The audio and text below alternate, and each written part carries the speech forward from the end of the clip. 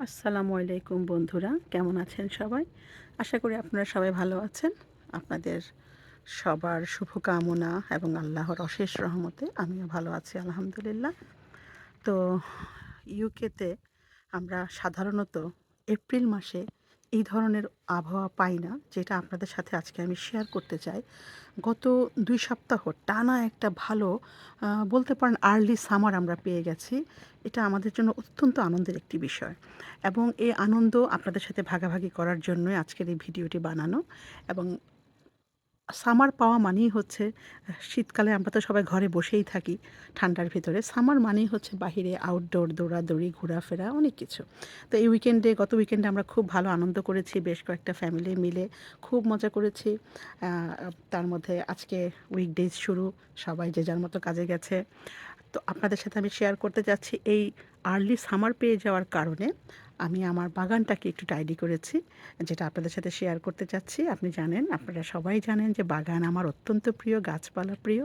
তো যেটা আমি আপনাদের সাথে শেয়ার করতে চাচ্ছি, এই হচ্ছে একেবারে বাসা থেকে শুরু করে গার্ডেনের শেষ মাথা। আমার ঘরের ভেতরেও বেশ কিছু কনজারভেটরিতে কিছু গাছ আছে, যেগুলো আমি দেশ থেকে এনেছি আলহামদুলিল্লাহ। তারা আস্তে আস্তে শাখা প্রশাখা মেলে ধরছে। দেখা যাক বাকিটা আল্লাহর ওপর। আল্লাহ যতটুকু ভাগ্যে রেখেছেন তাই হবে। আফসোস করে তো লাভ নেই। দে উপরওয়ালা হচ্ছে আমাদেরকে দেয়ার মালিক। আর এখানে হচ্ছে বেশ কিছু গাছ শীতে খুব খারাপ অবস্থায় ছিল। নতুন পাতা আসার পর আমি যেটা করেছি, এটাকে বলে হানিসাকল। এখান থেকে আমি অনেক গাছের ডালপালা কেটে ফেলেছি। ছোট ছোট কিছু মৃত ডালপালা ছিল, সেগুলো আমি কেটে গাছটাকে একটি নতুন শেপ দিয়েছি। এবং এই গাছের একটা মিষ্টি গন্ধ আছে, খুবই সুন্দর। এই গাছে যে ফুল হয় এটাকে হানিসাকল বলে। পাশে একটা আছে ক্যামেলিয়া। এই ক্যামেলিয়াটা অলমোস্ট মরে গিয়েছিল। এটাকেও আমি একটু কাটাই ছাঁটাই করে পুরনো সব ডালপালা ফেলে দিয়েছি। দেখা যাক কি হয়। এই পাশে আছে একটি ছোট্ট বাগানবিলাস। এটা আমি কিনেছিলাম। খুব সুন্দর ম্যাজেন্টা কালারের একটা ফুল হয়। আশায় আছি। মরে গিয়েছিল। আমি দেশে গিয়েছিলাম, আপনাদের সাথে শেয়ার করেছি। এসে দেখলাম সুন্দর ডালপালা ছাড়ছে। এটাকেও একটু যত্ন করলাম। ডিমের খোসা, কিছু ঘরোয়া কিছু কলার খোসা, ডিমের খোসা দিয়ে কিছুটা যত্ন করছি। বড় হলে আস্তে আস্তে আমি কিছুটা রাসায়নিক সার প্রয়োগ করব। এটাকে এখানে বলে মক অরেঞ্জ। মক অরেঞ্জ এর ফুলটাও অসাধারণ সুন্দর হয়। বিভিন্ন কালারের আছে। তো আমার এই গাছটা হচ্ছে সাদা ফুলের, গন্ধটা অসাধারণ। ফুটলে, যদি ফুটে ভাগ্যে থাকে, ইনশাআল্লাহ আপনাদের সাথে আমি শেয়ার করব। এইখানে আছে কিছু ফুল।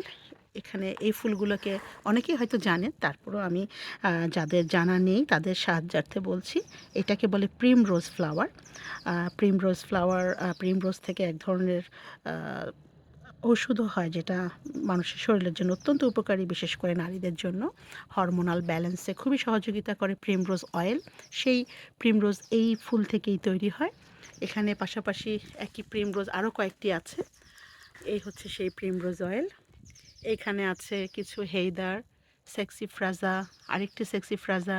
এগুলোকে পরিষ্কার পরিচ্ছন্ন করেছি। আর এখানে হচ্ছে আমার অসংখ্য গোলাপের শাড়ি। এক একটা গোলাপ এক এক কালারের।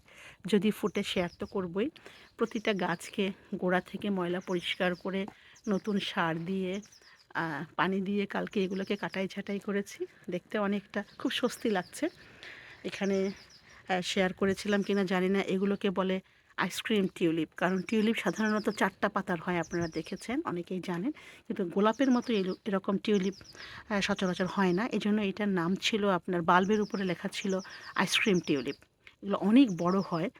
তো ওয়েদারটা যখন, এই ফুলগুলো তো আসলে পুরোপুরি সামারের না, স্প্রিং বা আর্লি সামারের। কিন্তু আমাদের এখন রোদের তাপ এত বেশি, ফুলগুলো নিজেকে মেলে ধরতে পারছে না, কারণ তারা তো আরেকটু ঠান্ডা ইউজ টু, তখন আরও মেলে ধরে। তো এই হচ্ছে আমাদের আইসক্রিম টিউলিপ।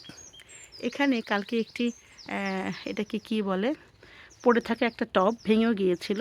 সেটাকে সাকুলেন্ট দিয়ে আমি এইভাবে একটু সাজিয়েছি। আপনাদের কেমন লেগেছে জানাবেন কমেন্ট করে। আর যদি ভালো না হয়ে থাকে তাহলে কি করলে ভালো হতো, আমাকে আপনারা আপনাদের সুন্দর সুন্দর মতামত দিয়ে কমেন্ট করবেন আশা করছি। এই তো গেল গোলাপের দিকটা। এই পাশে আছে, এখানে আছে একটি অ্যাজাইলিয়া। এই অ্যাজেলিয়া ফুলটি গত বছরের গাছটি মরে গিয়েছিল, আলহামদুলিল্লাহ আবারও পাতা ছাড়ছে। এইখানে হচ্ছে আমার একটি তেজপাতা গাছ। কে কে তেজপাতা গাছ দেখেছেন জানাবেন। এখান থেকে ফ্রেশ তেজপাতা নিয়ে রান্না করি, খুব ভাল লাগে, খুবই ভাল লাগে। এইখানে আছে একটি পিওনি গাছ। পিওনিও খুবই সুন্দর একটা ফুল, আমার কাছে অনেকগুলো আছে। এগুলো যদি ফুটে আপনাদের সাথে শেয়ার করব। আজকে অবশ্য ফুল গাছ নিয়ে বা ফুলের বিবরণ দিচ্ছি না, আমি আপনাদের সাথে শেয়ার করতে চাচ্ছি যে আমি কালকে বাগানটা কিভাবে পরিষ্কার পরিচ্ছন্ন করেছি আমার হাজব্যান্ডকে সাথে নিয়ে, সেটাই একটু শেয়ার করছি। এখানে একটি চমৎকার ফুল ফুটেছে। এই ফুলের নাম হচ্ছে রোডোডেনড্রন। আপনাদের বলেছিলাম আগের ভিডিওতে, একটি সাদা এবং একটি গোলাপি। তো আজকে জানতে পারলাম উনি হচ্ছেন গোলাপি, আর সাদাটা হচ্ছে ওই পাশে আছে, দেখাবো কিছুক্ষণ পরে। কিন্তু সেটাতে এখনও ফুল আসেনি, কলি আসছে হয়তো বা, কিন্তু এটা ফুটে গেছে। এই হচ্ছে আরেকটি পিওনি, পিওনি ফুল দেখাবো, কলি আসছে, যদি ফুটে আপনাদের দেখাবো। এই হচ্ছে গোলাপ।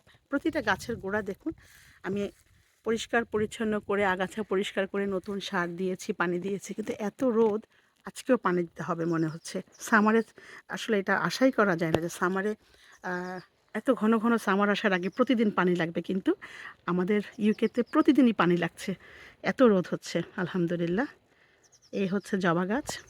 তো যাই হোক, গাছের পরিচয় অনেক দিয়ে ফেলেছে, দিব না বলে তারপরেও দিচ্ছি। আসলে আমি এক্সাইটেড, গাছপালা নিয়ে কথা বলি তখন কি বলছি নিজেরই মনে থাকে না। এই হচ্ছে আরেকটি রোডোডেনড্রন। এইটা হচ্ছে নিশ্চিতভাবে বলতে পারি যে এটা সাদা রোডোডেনড্রন, কারণ গোলাপিটা ফুটে গিয়েছে, এটার কলি আসছে। এটা হচ্ছে এটা সাদা গোলাপের গাছ। তো দেখুন এখান থেকে বিকেলে বা সকালে এখানে বসে যখন চা খাই, এত ভালো লাগে, এত ভালো লাগে। মানে প্রকৃতি যে আসলে বিধাতার কি অপূর্ব সৃষ্টি, এটা প্রকৃতি প্রেমীরাই বলতে পারবে, এবং আমার মনে হয় সবার কাছেই ভালো লাগে। প্রকৃতি কার না ভালো লাগে। এখানেও বেশ কিছু গাছপালা আছে, আমি এগুলোকে পরিষ্কার পরিচ্ছন্ন করেছি। এই যে দেখুন, এই যে আপনাদের সাথে শেয়ার করতে চাই, বেসিক্যালি এই হচ্ছে টিউলিপ, 4টা পাতা থাকে। উনি ফুটবে কিছুক্ষণের মধ্যে। পাশের বাসার নেইবারের ক্যামেলিয়া গাছ থেকে ক্যামেলিয়া ফুল পড়ে একেবারে ভরে আছে। এই সেই সুন্দর ক্যামেলিয়া, পাশাপাশি লাল এবং হলুদ, অপূর্ব লাগছে। আর চারিদিকে শুনশান, গাছে রবিন বার্ড ডাকছে, হামিং বার্ড ডাকছে, খুবই ভালো লাগছে, খুবই ভালো লাগছে। এই একটা গাছ, সম্ভবত এটা প্রুন গাছ, ফুল এসে গেছে। পাখিদের খাবারের জন্য একটু ব্যবস্থা করে রেখেছি, এসে খাবে, বসবে।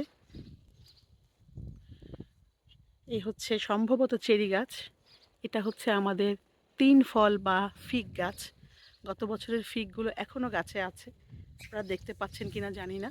ছোট ছোট ফিগ এখনও গাছে ধরে আছে। নতুন পাতা কুড়ি সব আসছে আস্তে আস্তে।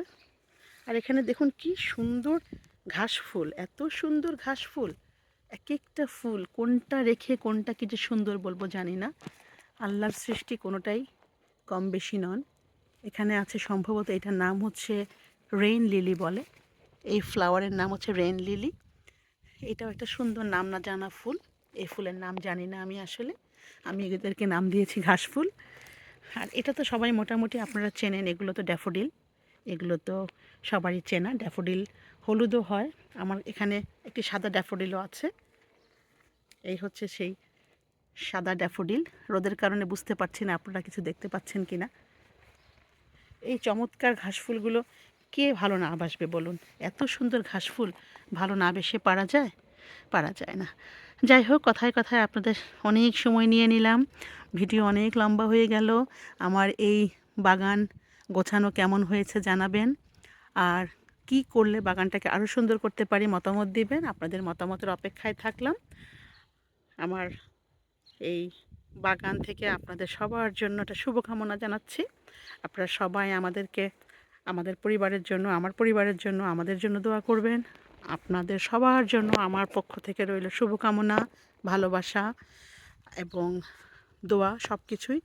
সবার জীবন ভালো হোক, সুন্দর হোক, আপনারা সবাই সুস্থ থাকুন এবং ফুলের মতো সুন্দর হোক আপনাদের সবার জীবন। এই বলে আজকের ভিডিও এখানে শেষ করছি। আল্লাহ হাফেজ।